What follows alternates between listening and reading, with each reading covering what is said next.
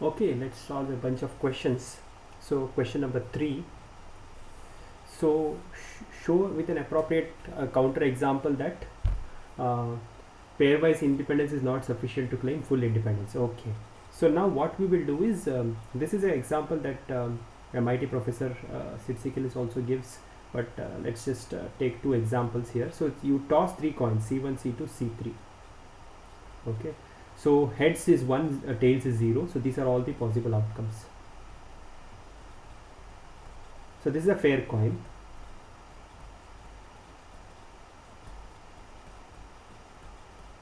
Okay. Now we will call A as the event where coin 1 and coin 2 agree. So these two are same. So this will be 1 here. Okay.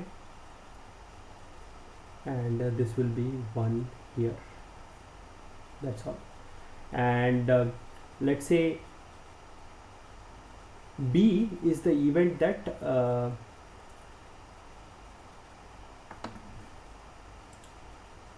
okay, so B is the event that A is for 1 and 2, B is for 2 and 3. So this will be 1 here, and whereas so this is different. This is 1 here and 1 here. Okay.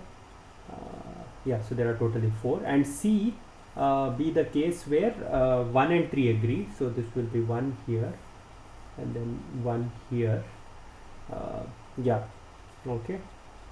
Anything else? Yeah, 1 here and 1 here. Okay. Now P of A intersection B. So let us write AB. A intersection B is AB. P of AB, BC, CA, and then ABC. So AB is when A and B simultaneously happens. So this is 1 here and 1 here. BC is when B and C simultaneously happens. This is these two and these two. Okay, CA is when again this simultaneously happens. So CA, 1 here and 1 here. Right, and ABC is when all these things happen. This is here and here. Okay, now we can check that PAB is actually PA into PB. PAB is what is this? So this is 2 over 8, so 1 over 4, and AB is half into half. So this is true. Similarly, BC you can show is PB into PC, and you can show PCA is PA into PC. All these things you can show. And but if you see PABC, okay, this is going to be is going to be half, no, 1 over 4.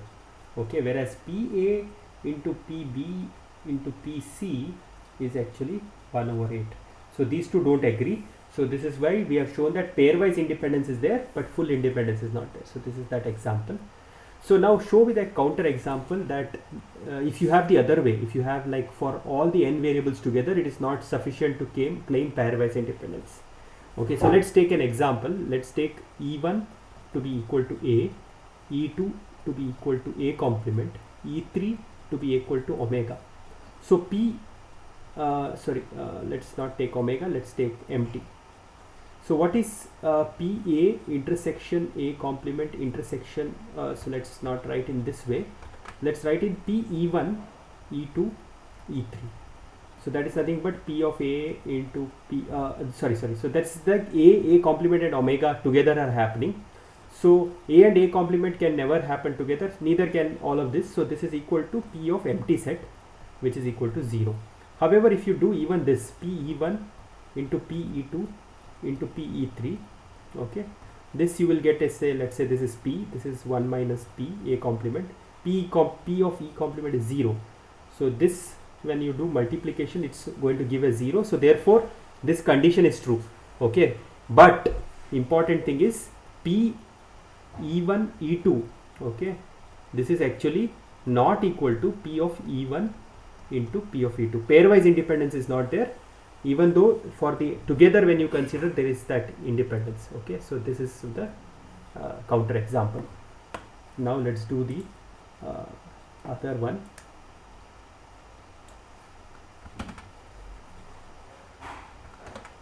So this question. So now here let's take this example. So P of, we have to show that P of A B complement is equal to P of A into P of B complement. So this is what we need to show. We need to show, okay, we need to prove that, or we, how do we write it, WPD, I don't know. Anyway, LHS is PA B complement. Okay, so now if you draw the Venn diagram, you have A, okay, and this is B. PA B complement is this region. So this has everything except P of AB. So we can write this as P of A minus P of A intersection B. That's all. See, this I am not, Venn diagram is not the proof. Okay, I recognize that AB complement can be written as a disjoint union of, A can be written as disjoint union of these two pieces. I am drawing the Venn diagram for your visualization. It's not that this is the proof. Okay, this is something that you can check. This is not like that. Okay, you can draw the Venn diagram and reason. I don't mind. I won't cut marks, but I'm just telling you. Okay, so now we know that A and B are independent, so we can do this as, okay, so now we will take P of A common. So that is P of A into P of B complement. So we have proved this. Now when we have proved this, is there anything special here? So this is very similar. Okay, let us try this part C. Okay, so in part C, what you have is this. So A complement and B complement. So this is everything except A union B. Okay, so let's write that P of A complement B complement is actually P of A complement intersection P of what am I saying? So let's write this. A complement intersection B complement is actually A union B complement, right? But A union B is not going to help. I should have A intersection B to really do that. But anyway, so this will be, let me write this, 1 minus P of A union B. Now this we can write as 1 minus P of A. So A union B we can write as P of A plus P of B minus P of AB. Okay. Now what we can do is we can write it as 1 minus PA minus PB plus PA PB. Okay.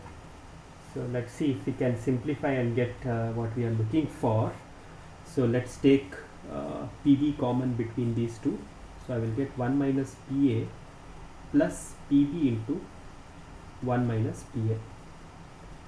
Is that correct?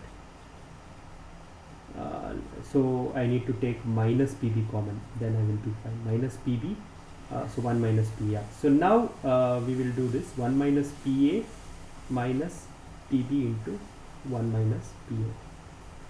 So now I will take 1 minus PA common, 1 minus PA into 1 minus PB, which is P of A complement into P of B complement. Okay, so that is this. So sixth question I have shared the video with you separately. Okay, so this is question 2 to 6. Q2 to 6, assignment 2.